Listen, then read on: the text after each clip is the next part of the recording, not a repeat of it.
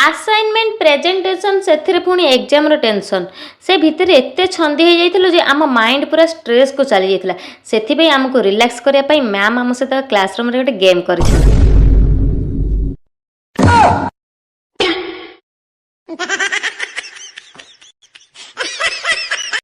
Finally glass T को मु आनी रखी देइथिली पिरामिड पाखरे। आज थिला चुई सॉरी ज्योतिर बर्थडे। Happy birthday. देखो आम कॉलेज रे केते भीड़ होईची माने पूरा दशहरा मेढ़ चली एमाने हेउसंती आम कॉलेज रो न्यू स्टूडेंट माने आम जूनियर्स। कैंटीन पाखरे एते भीड़ देखि आमे खाइबा को न जाई सीधा मैम को परमिशन नै गेट पास करी चली जाइथिलु टिके बाहर को लंच करिबा पई।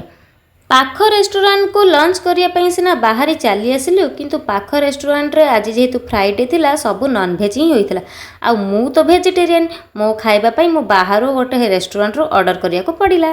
खाई पी की टहल मारी आमे माने चली आसिलु क्लास करिया पई। क्लास करी सारी हम रिटर्न करबा समय देखंतु केते सुविधा रे हम जाउछु घर को। नो अंकल हमके केते सुरक्षित भाव में पहुंचाई देथिबारु तांको अशेष अशेष धन्यवाद।